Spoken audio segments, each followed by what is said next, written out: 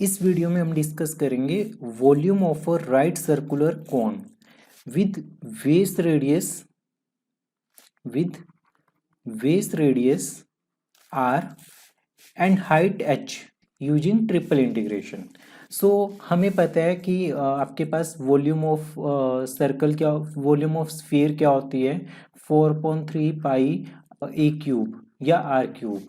Similarly volume of ellipsoid हमारे पास 4.3 pi ए B सी, ठीक है। और वॉल्यूम ऑफ टेट्राहेड्रॉन हमने अभी तक प्रूफ किया, वो होता है 1/6 ए बी सी। हमें volume of right circular cone अपनी 9th और 10th क्लास ऑनवर्ड्स पता है कि इसका फॉर्मूला हमारे पास होता है 1/3 पाई आर स्क्वेयर एच।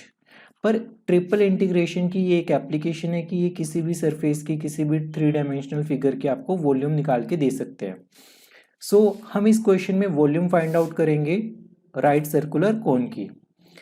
अभी तक जो हमने स्फीयर का और एलिप्सॉइड का जो वॉल्यूम फाइंड आउट किया है, उसमें हमारा एक स्टेप जो हमारे पास कम था वो ये था कि हमें स्फीयर की इक्वेशन ऑलरेडी पता थी, एलिप्सॉइड की इक्वेशन ऑलरेडी पता थी। दैट इज कि इसकी इक्वेशन हमारे पास X square plus Y square plus Z square less than equal to A square थी, ठीक है। पर राइट सर्कुलर कोन के केस में सबसे पहले हमें इसकी इक्वेशन निकालनी पड़ेगी। फर्स्ट स्टेप हमारे पास क्या होगा, we have to find the equation of right circular cone. Find the equation of right circular cone. Right अब राइट सर्कुलर कोन की इक्वेशन फाइंड आउट करने का मतलब है कि हमारे पास ये राइट सर्कुलर कोन है, इसे देखने का एक पर्सपेक्टिव ये है कि एक सर्कल है जिसकी रेडियस हाइट के साथ डिक्रीज होती जा रही है। हमें एक ऐसी इक्वेशन चाहिए, सर्कल की एक ऐसी इक्वेशन चाहिए जिसमें हम जैसे जैसे जेड की वैल्यू इंक्रीज करें तो हमारे पास, जैसे जैसे जेड की वैल्यू इंक्रीज करें तो रेडियस आपके पास छोटी होती जाए, ठीक है। तो कंसीडर करते हैं हम कोई भी पॉइंट है, ये बीच में हमने कोई भी सर्कल कंसीडर कर लिया, ये कोई भी सर्कल है यहाँ पे इस पॉइंट पे, ठीक है। ये पॉइंट हमारे पास कैपिटल एम है और जो ये पॉइंट है इस पॉइंट के coordinates X comma Y comma Z है। तो हमें यहाँ पे एम पी ये रेडियस चाहिए कि ये रेडियस किसी भी पॉइंट पी के ऊपर रेडियस क्या होगी, ठीक है। हमें बेसिकली एमपी की वैल्यू फाइंड आउट करनी है। अब हम एक कंसेप्ट यूज कर रहे हैं सिमिलैरिटी ऑफ ट्रायंगल्स का। तो सबसे पहले हमें एक ट्रायंगल दिख रहा है, ट्रायंगल ए एम पी, और साथ में एक और ट्रायंगल हमें दिख रहा है, ये आपके पास पॉइंट ओ है और ये पॉइंट बी है, और ट्रायंगल ए ओ बी। ये दोनों हमारे पास सिमिलर ट्रायंगल्स हैं क्योंकि बीइंग इक्वी एंगुलर ये दोनों ट्रायंगल्स हमारे पास सिमिलर ट्रायंगल्स है, राइट। सो अगर ये सिमिलर ट्रायंगल्स है तो इनकी साइड्स की रेशियो इक्वल होगी, तो हम इसे लिख सकते हैं M P divided by O B. M P ratio O B equal to M A ratio M A ratio O A, right. So M P की वैल्यू क्या होगी, इस पॉइंट पे m हमारे पास m के कोऑर्डिनेट्स है 0, 0, z एंड p पॉइंट्स के coordinates है x, y, z, right. So mp distance क्या निकलेगा हमारे पास, ये निकलेगा square root X square plus Y square. Similarly OB हमारे पास क्या निकलेगा, बेस रेडियस हमारे पास गिवन है दैट इज r, तो ये हमारे पास r हो जाएगा। MA की वैल्यू क्या होगी, ये कंप्लीट हमारे पास हाइट h है, तो ये कंप्लीट हाइट हमारे पास हमारे पास h है। तो एम ए की वैल्यू क्या होगी हमारे पास h माइनस जेड, और ओ ए की वैल्यू हमारे पास क्या होगी, कंप्लीट हाइट h के इक्वल, राइट। थोड़ा सा इसे रीअरेंज करने के बाद जो हमारे पास इक्वेशन बनेगी वो ये होगी कि square root X square plus Y square equal to h minus Z divided by h into R, right.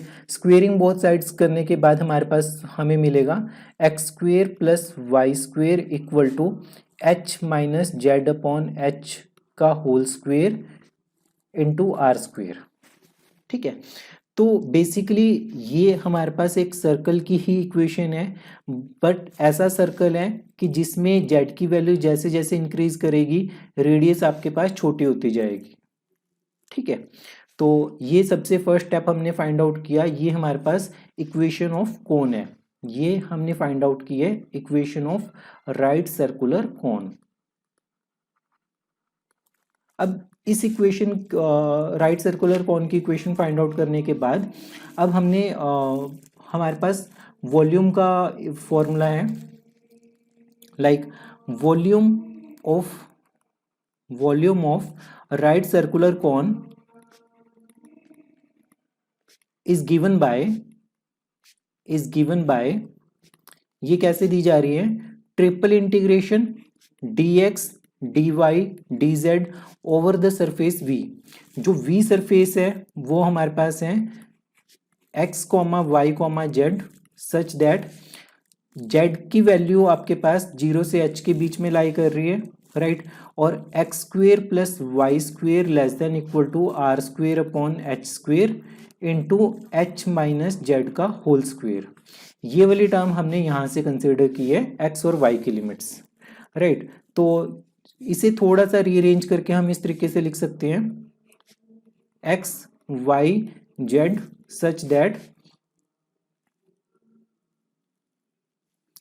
0 less than equal to z less than equal to h, और यहाँ से हम x की लिमिट्स y के terms में निकालते हैं।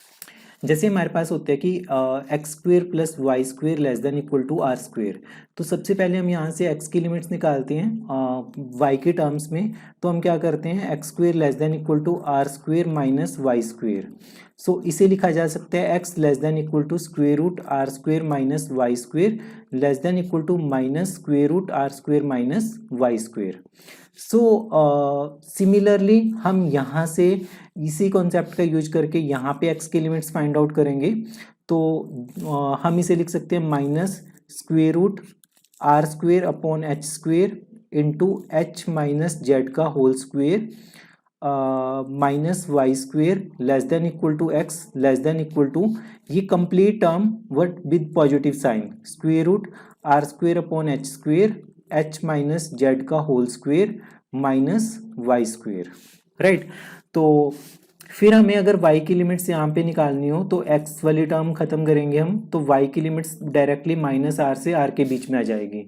Similarly यहाँ पे y की लिमिट्स हमारे पास आएंगी कि y less than equal to r upon h into H minus Z less than equal to minus r upon h into H minus Z. ठीक है, तो हमारे पास यहाँ से x की लिमिट्स निकल गई हैं, y की लिमिट्स निकल गई हैं और z की लिमिट्स निकल चुकी है। तो so required volume will be integration, सबसे पहले z की लिमिट्स 0 से हमारे पास h तक है, ठीक है, और जो x की लिमिट्स है वो माइनस x1 से x1 और y की लिमिट्स माइनस y1 से y1। सो हम सिंप्लिसिटी के लिए ये ऐसे करते हैं कि ये वाली टर्म इसे हम y1 कंसिडर कर लेते हैं, ठीक है, और इस वाली टर्म को हम माइनस ऑफ y1 कंसिडर कर लेते हैं। सो ये वाली टर्म हमारे पास x1 है और ये वाली टर्म आपके पास माइनस ऑफ x1 है, ठीक है। तो जब इसे सॉल्व करेंगे सो dx dy dz, राइट, इस इंटीग्रेशन को सॉल्व करने के बाद जो हमारे पास फाइनल आंसर होगा वो होगा 1/3 पाई आर स्क्वेयर एच, ठीक है।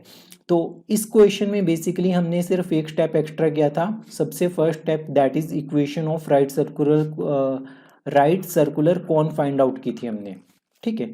फिर हमने वहाँ से एक्स वाई और जेड की लिमिट्स निकाली और जो हमारे पास वॉल्यूम का फॉर्मूला है that is triple integration dx dy dz, उनमें ये लिमिट्स को पुट करके हमने इंटीग्रेशन को सॉल्व किया और हमें आंसर पता है कि क्या होगा, क्योंकि मतलब कि ये ऑलरेडी हम काफ़ी टाइम से करते आए हैं कि इसका answer 1/3 pi R square H होगा। इन केस अगर आपको इंटीग्रेशन में प्रॉब्लम होती भी है तब भी आपको ये होगा कि फाइनल आंसर आपके पास यही निकलेगा, राइट।